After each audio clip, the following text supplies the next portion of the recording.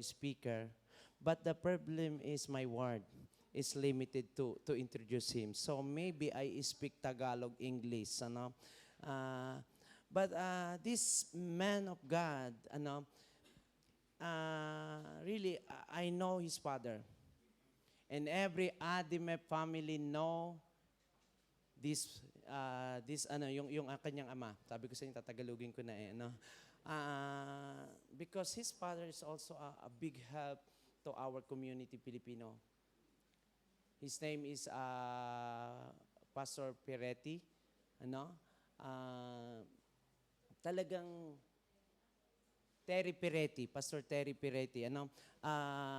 Way back before we start Filipino community with our loving Bishop Francis Santos, Pastor Peretti, Terry Peretti is the one who helped us to put up Filipino churches. To God be all. Wala pong palakpakan sa Panginoon.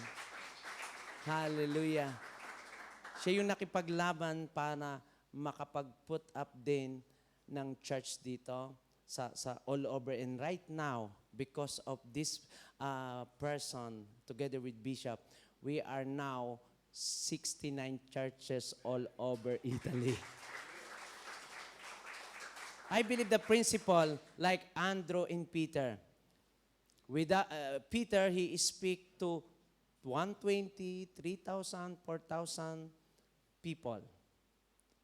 But only Andrew bring Peter to Jesus. So, when I see in an NYC this young man, how he anointed, in my heart sabi ko, Lord, I pray na madala ko sa inyo to, yung taong ito. And I hear also the testimony, many testimony regarding his life, about doing SBBS, and so I pray. You know, and then thank God to Pastora Marichelle. He helped us to speak with Pastor. And you know my English, no? So, hindi ko alam kung naunawa. I don't know. He understand. But I said, Pastor, I need you. Parang magkasintahan lamang. Like, ano. But sabi ko, Pastor, please, if you allow, can you come in our church? Because we need your team. We need your help. And you know, he said, sabi niya sa akin, okay, tell me. But I never say yes. Just tell me what will you doing in your church, etc., etc. But thank God, I believe the principle that the prayer of a righteous person is powerful and effective. And thank God, hallelujah, He granted my request. And to God be all the glory right now. He's also a teacher and matematika. Hello, matematika. So matindi, grabe. Hallelujah. Alam niyo yun. And also, he is also a associate pastor of Faith Church in America. And you know, if you are here last night, yesterday, grabe ang moving and ng Holy Spirit sa ating mga youth. Pero ang magandang balita, hallelujah, the same God na gumalaw kahapon is the same God na gagalaw din ngayon. So, I hope you are ready right now. So, tell to your neighbor, are you ready? Because I'm ready. Hallelujah. So, let us welcome the man of God, Pastor Jos Peretti.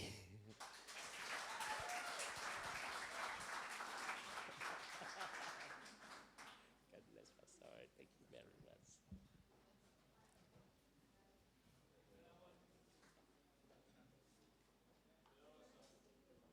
Magandang umaga!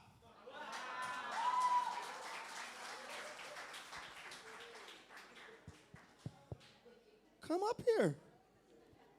I need my translator. Let's pray. Manalangin tayo.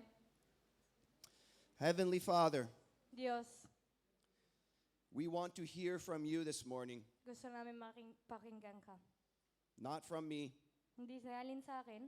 We want to hear from you. We want to hear about you.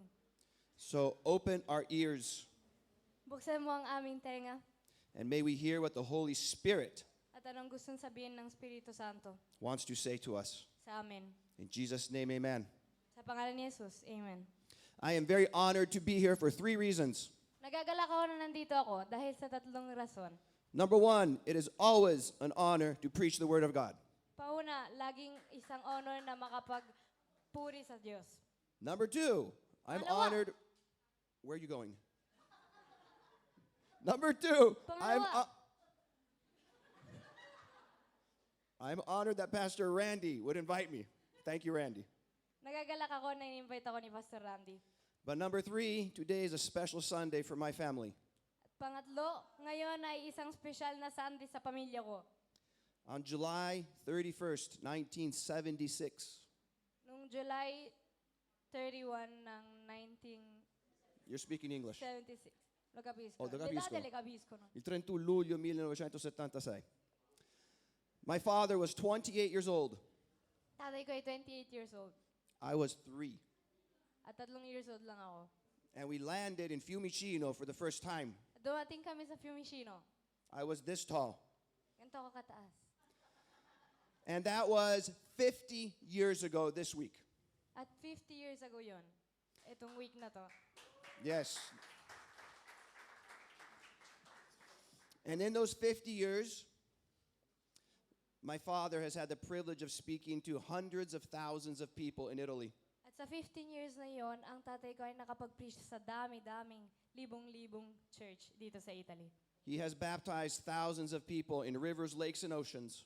Nakapag-baptize din siya sa mga dami-daming tao, sa mga rivers, sa mga ocean. He was a good friend with Bishop Santos, and he helped to found IDMF with him. Isa siyang kaibigan kay La Bishop. But I do not want to talk about my dad this morning. Pero ayokong mag-usap about sa tatay ko. I want to tell you about Goldie Olson. I want to tell you about Goldie Olson. That's her name. Gustong ikwento sa inyo about kay Goldie Olson.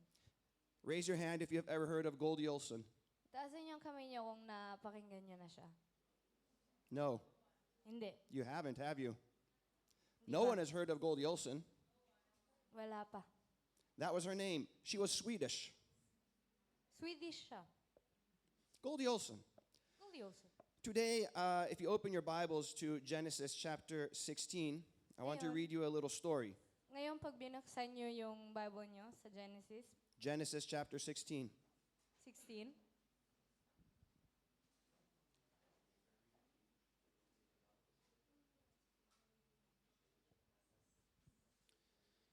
The context is this.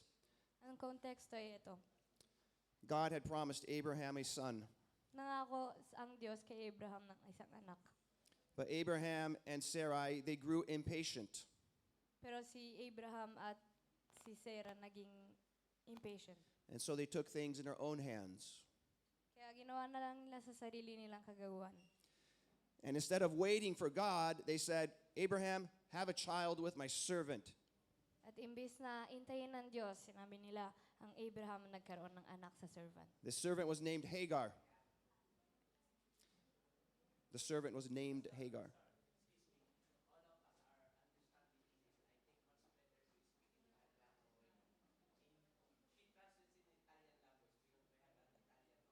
Okay? Okay.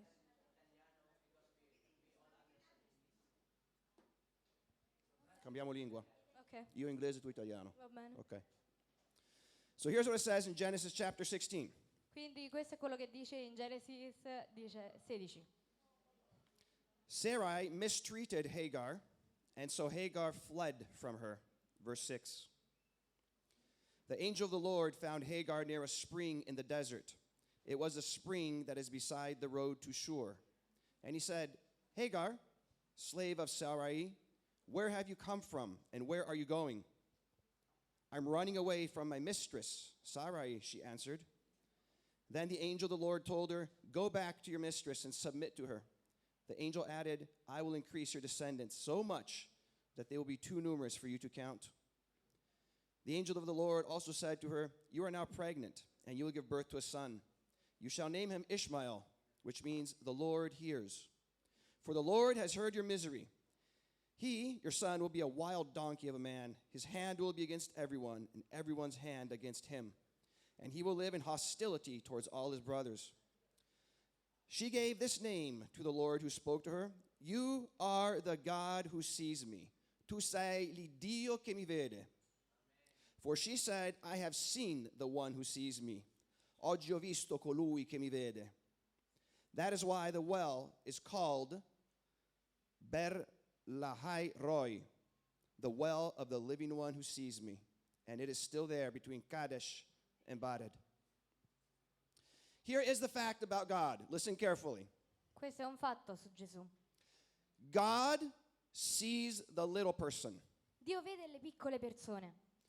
God specializes in finding and noticing the little one.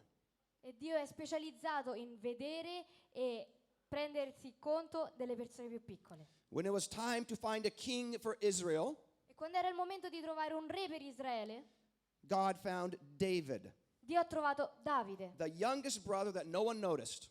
il più piccolo dei fratelli che nessuno vedeva.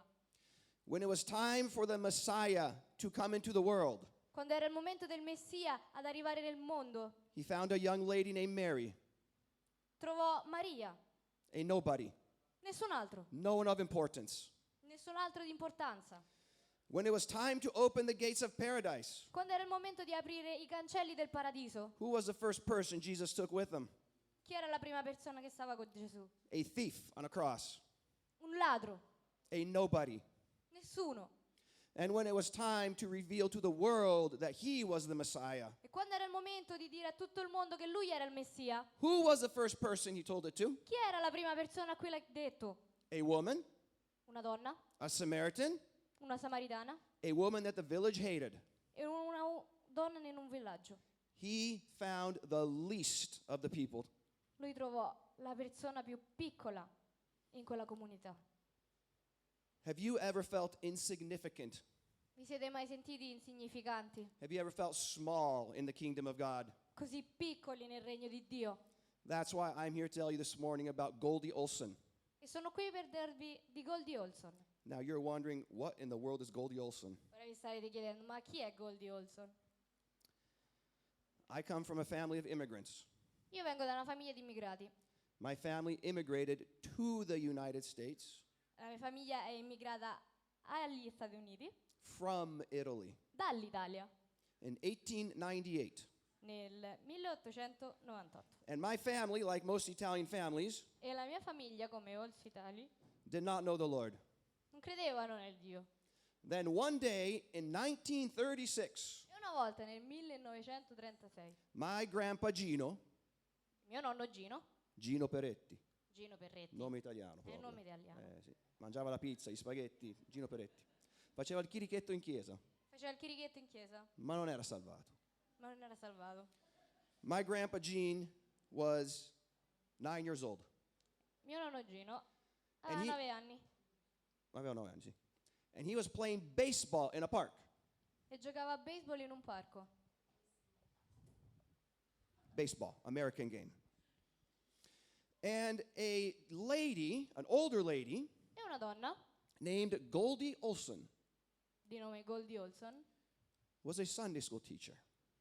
era una maestra in Sunday School And she walked by the park e camminava nel parco and she saw these Italian boys playing baseball. e vede questi italiani giocare a baseball. And she said to my grandpa, E disse a mio nonno, young man, bambino, would you like to come to Sunday school? vorresti venire al Sunday School? I'm going to bake cookies. Io farò i biscotti, I cookies. i cookies. And my grandpa and his brother E mio nonno e suo fratello accepted the invitation to go to Sunday school. accettarono l'invito di andare ad Sunday School. And when they were in Sunday school, they met Jesus. E quando erano al Sunday School incontrarono Gesù, 1936. 1936. And they would go back every Sunday, E tornavano ogni domenica and eventually their parents said, where are you going? e eventualmente i genitori chiesero, dove state andando? And they said, we're going to church. We're going with Goldie Olson. Loro dicevano, stiamo andando in chiesa da Goldie Olson. She makes cookies. Lei fa i biscotti. And so my great grandpa decided to go to church also. E quindi il mio bisnonno decide di andare in chiesa. Mio bisnonno si chiamava Giovanni Battista Peretti, italiano proprio. Translate into English. My grandpa's name was Giovanni Battista Peretti, an Italian name.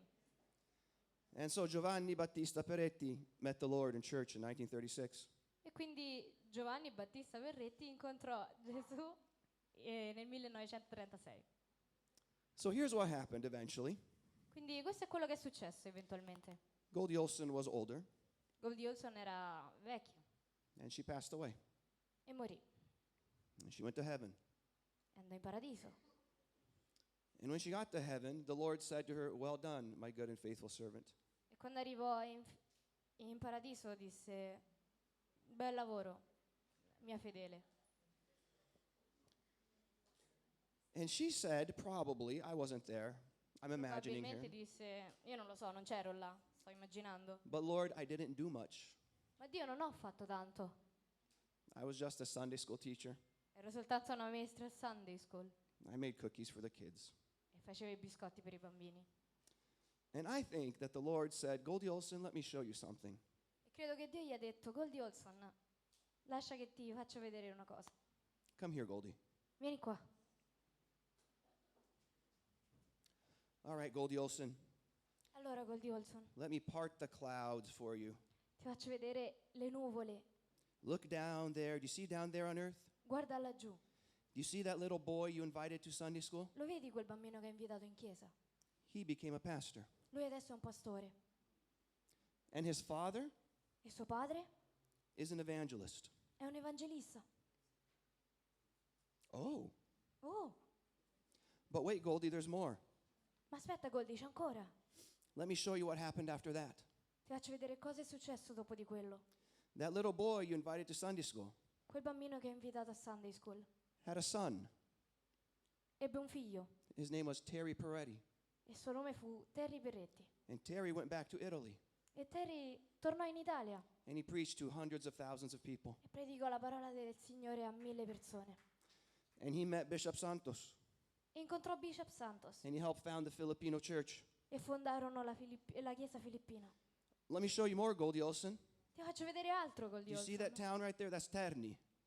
La vedi quella città lì? Lì è Terni. Do you see that man speaking this morning? Lo vedi quell'uomo che sta parlando? That's Terry's son. Quello è il figlio di Terry. Vedi com'è il Signore. And Terry's son is preaching on the 50th anniversary of when Terry got to Italy. E il figlio di Terry sta predicando la parola del Signore 50 anni dopo. But not only that, E non solo quello. but that young man, I'm young, Quel uomo giovane has a daughter. ha una figlia His daughter is a pastor. e la figlia è un pastore. So let's count that. Quindi contiamo. Generation 5, Quinta generazione, Generation 4, quarta generazione. my father's Generation 3. Mio padre è la terza generazione. My grandpa, who went to Sunday school with Goldie, is Generation 2. Mio nonno è la seconda generazione And Giovanni Battista was Generation 1. e Giovanni Battista era la generazione 1. 5 generations of pastors. 5 generazioni of pastori. Why? Perché? Because Goldie Olson said, Perché Goldie Olson disse, young man, giovane, you want to come to Sunday school? vuoi venire al Sunday School? I'm making cookies. Fare i biscotti. That's it. Solo quello. So if you ever feel that you are doing only a little bit in the kingdom of God, Quindi se ti senti che stai facendo poco nel regno di Dio, if you are one of the ladies back there working in the kitchen, se tu sei qualcuno che lavora in cucina and tomorrow morning you give a cookie to someone at VBS, e domani mattina dai un biscotto a qualcuno di VBS, you have no idea what God can do with that. tu non sai che cosa può fare Dio. That is the God we serve. E quello è il Dio che noi serviamo. So here is your lesson. Quindi qui è la vostra lezione. Understand that your thoughts are not his thoughts. capisci che i tuoi pensieri non sono i suoi pensieri and your ways are not his ways. e le tue vie non sono le sue vie. You do not know what he is going to do with your obedience. Tu non sai che cosa farà lui con la tua obbedienza. You just obey Tu obbedisci e basta, in the small little things he asked you to do. nelle piccole cose che lui ti chiede di fare. That is the principle here this morning. E questo è il principio questa mattina. God sees the little ones. Dio vede le cose più piccole. God sees your little acts. Dio vede i tuoi piccoli atti. You just need to obey in the small things. Tu devi soltanto obbedire nelle piccole cose. His plan is way bigger than yours. E il suo piano è molto più grande del tuo. Stand to your feet and let's pray. Alzatevi, preghiamo. The Lord has called every person here to do something. Dio ha chiamato ogni persona qui per fare qualcosa. Do not underestimate the importance of what he has called you to do. Quindi non sottovalutare per cosa ti ha chiamato. Lord, we give you thanks today Dio, ti diamo grazie oggi that we are part of your family che siamo parte della tua famiglia, and that you have called us che tu ci hai chiamato to be part of your kingdom. per essere parte del tuo regno. I pray that I would obey Prego di obbedire in the small things nelle piccole cose, because you can take small things perché tu puoi prendere le piccole cose and make them big. e renderle grandi.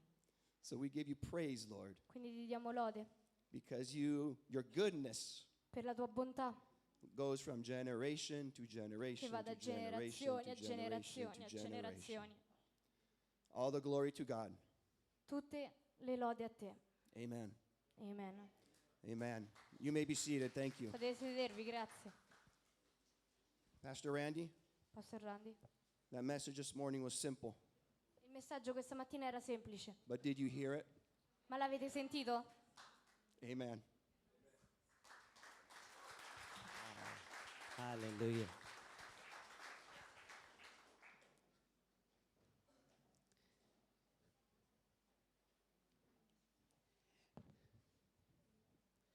The message is simple but powerful.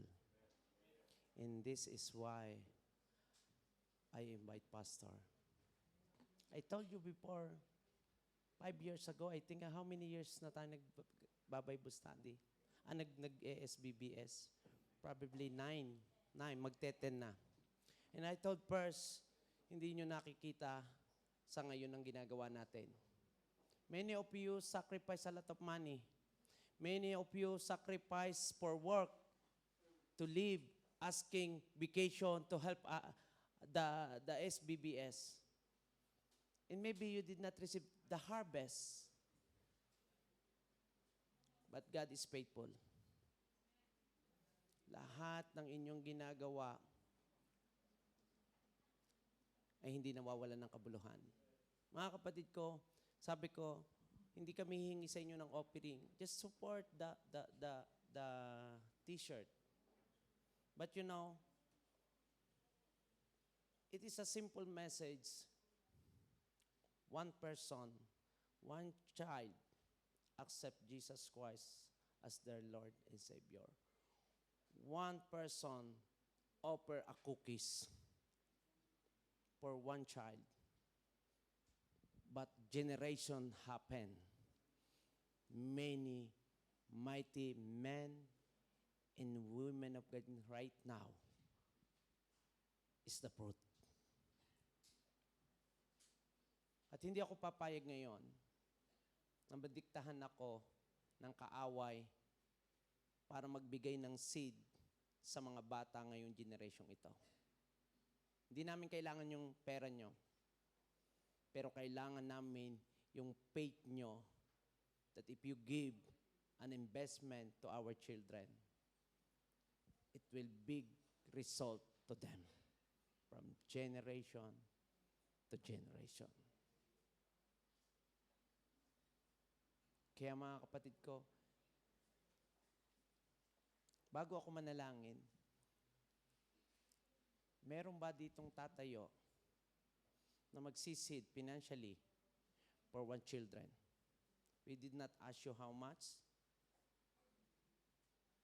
anything on cookies. But yung faith ninyo ay matter. As we worship King, we go forward. Hallelujah. Asher, meron ba kayong sobre dyan na baon? Baon? Pakibigay yung mga those who willing to stand for one children, our children, this 2026, 2027. And I will pray. The Bible tells us it's better, blessed to give than to receive. Pero yung inyong pagtaas, pagtayo, to stand to our children, imagine nyo how many generation ang naligtas, how many generation ang na-raise as isang tao, isang kaluluwa. Kaya yung inyo pong pagtayo ngayon, ulitin ko, hindi nyo kinakailangan tumayo kung ayaw nyo tumalo. But I ask to stand. And I believe ang bawat isa nyo kukuha ng ano. Pero personally, when you receive yung sobre, sabihin nyo, Lord, this is my seed to generation of His children by faith. And we will pray for you. Ako po, sinabi ko sa inyo noon pa, is bunga. I am the one also the fruit of BBS. Every time in Christmas, we have an SBBS in our province. We are poor family. And I always go to SBBS because if we have BBS in the church, we have mansanas, we have juice. Sapagkat hindi ako nakakakain na yun dahil sa kahirapan. Because we are poor. It is a 1 year I take an mansanas, apple, you know. That's why I go to SBBS. We have a food. Hallelujah. And every time, every year. And then after that, I hear somebody, a woman, he always offer me a apple. Hallelujah. And then right now, I stand in your front. I am the one, fruit of SBBS, because the apple. Hallelujah. Hallelujah. So yung ngayong pagsisid nyo, isang linggo po tayong magpapakain. Sabi ko nga, ang mga worker natin, papaalisin ba natin sila after ng isang araw na hindi sila kumakain? Sila nga'y nagsakripisyo na ng walang trabaho, hindi na napasok ng trabaho. Tapos hindi pa sila makakakain. Sila na nag-aaluga sa mga bata. So hindi tayo papayag. Now, we have 50. And now, I think 60. Hallelujah. 60 children. Wow. And I know the church, we will start parade today, but there are a lot of many children come. Maybe on Thursday or Wednesday. Always, after 10 years, sometimes the enroll is only a little bit, but after 2-3 days, they become 60, 80. Now, for 5 years, people are coming, only Filipino children. But right now, we have a Dominican, we have an Indian, and we have a Chinese also. To God be all the glory. In Italian also, hallelujah. Because there is someone who sacrificed to give up their work. There is someone who worked at night because they know the importance of soul.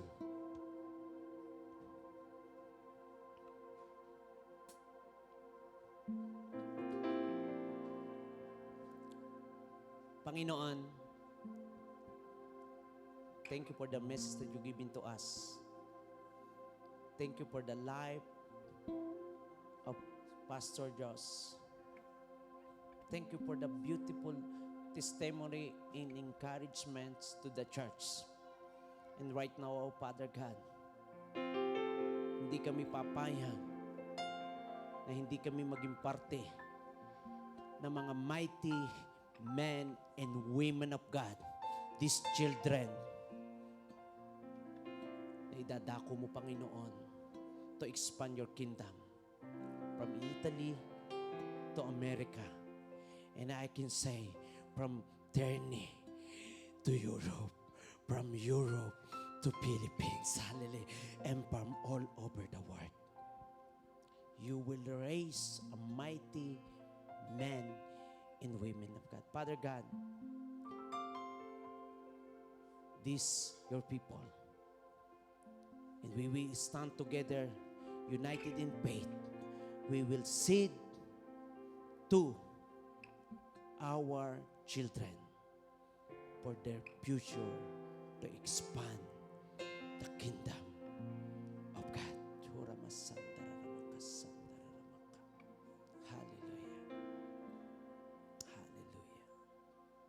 Bless your people, O Lord God. In the name of our Lord Jesus Christ. Hallelujah. Amen. So, Asher, raise your hand to those who willing to give the seed for our children. Just raise your hand and the usher will give you yung sobre. Okay? Give me one for me. Give me one for me. Hallelujah. Amen. Yan. Sino pa po ang nais umistan? Hindi po ito because we will pray for you. There is somebody who want stand. Meron bang magsisid dito? A love gift nyo sa mga youth natin, sa mga bata natin. Just raise your hand. Wala na? Amen. Oh, si Pastora. Sino pa? There is somebody? Amen. Brother Jonas. Okay. Hallelujah. Anything? Hallelujah. Sister Raylene. Glory to God. Sister Mabel. Amen. Hallelujah. Shikaramasandara. Hallelujah. We are not asking you for a money. We are asking you to seed of faith. Na yung ibibigay nyo. Sister Mylene, ayon, nasa dulo. Tulungan si Irene, please, usher. Some other usher, please. Hallelujah. Amen. Hallelujah. Thank you, Jesus. Amen. Amen. Okay. Raise your hand. Amen. Praise the Lord. Praise the Lord. Amen. Thank God. Hallelujah. Amen. Praise God. Praise God. Amen. Oh, thank you, Jesus. Oh, Lord God. Hallelujah. So, stand up to those who take up yung sobre. Because I believe the power of prayer. The power of seeding. Tayo nga kayo. Tayo nga, please. And we will pray for you. Hallelujah. Masanda ka sa kamara. Father God, this is your people. Thank you, Holy Spirit, that you touch their heart. And they have faith and believe for this seed of faith for our children. Let this seed multiply to expand your kingdom. And many young generation will raise for this fund, for your glory. And this seed, oh Lord God, ay magiging seed nila, even sa kanilang family, to multiply this seed for your glory. Bless your people who work hard to this program also, oh Lord God. In the name of our Lord Jesus Christ. Amen. And amen. To God be all the glory. Palakpakan po natin ang Panginoon. So, pakibigay lamang po yung inyong sobre, pakibigay lamang po sa treasurer. And then, I will call Pastor Chris na ipag-pray yung ating offering, and then I will give the benediction. Okay? So, yung pong nag-seed ng sobre, we will direct to our treasurer, Sister Del, para all this money ay goes through SBBS and the mission team. Ano, okay? So, Ay, si Pastor Bailon. Sorry, Pastor Bailon, for our offering, for our tithes and offering, okay? So siguro ay yung sa mission, yung pong ibukod yung dito, yung sa mission dito nyo po ilalagay yung box nyo. So yung to those who wala pa naman po, you can direct to our treasurer as a part ng ating So yung pong nag-seed sa faith, ibukod yung sa mission doon para sa sa SBBS. So the seed will goes to the SBBS. Ibukod mo, Pastor, yung mission. Ayan. Ito po yung nagsobre dito sa todo yung wala na pa at nais yung isulat, wala pong problema yon. Po? Okay po? Okay po, I will give Pastor Bailon. Amen. So, Pastor Josh message was very heartfelt. And I remember the Macedonian church on chapter 8 of 2 Corinthians, verses 1 to 5. Moreover, brethren, we do you to wit of the grace of God bestowed on the church of Macedonia, how that in a great trial of affliction, the abundance of their joy and their deep poverty abounded unto the riches of their liberality. For to their power I bear record, and beyond their power they were willing of themselves, praying us with much entreaty that we would receive the gift and take upon us the fellowship of the ministering to the saint. And this they did, not as we hope, but first gave their own selves to the Lord and unto us by the will of God. Kami ay nagpapasalamat sa bawat isa for giving your time and energy in our programs and giving a seed of faith for the SBBS. But above all else, we would love to thank you that you are giving yourself first to the Lord so that you can give. Amen. The Macedonians give in spite and despite of their situation. And that spirit is the same spirit that we have here in Terni. So as we give, let us always remember that generosity is an act of worship. Amen. Giving is measured by willingness and sacrifice, not by the amount. True giving begins with devotion to God. And as a Christian giving should be voluntary, should be cheerful, and motivated by love. As we give tonight, as we give today, as I invite everyone to give cheerfully and motivated by love before I pray. Amen. Hallelujah. You know that our motivation is giving. Amen. Is the motivation. Our motivation is love to reach more souls. Amen. For the glory of God. Amen. 1 cookies. 5 generations of pastors, thousands of souls get saved. And as we do our giving, let this be the motivation. Obedience, hallelujah. It's better to obey than followed by sacrifice, because obedience is better than sacrifice. So God bless everyone. And let's give to the Lord cheerfully. Let's give to the Lord, hallelujah, motivated by our love. Sige po, makakapagbigay na po tayo sa Panginoon. So para po sa mga may sobre doon po sa mission, okay?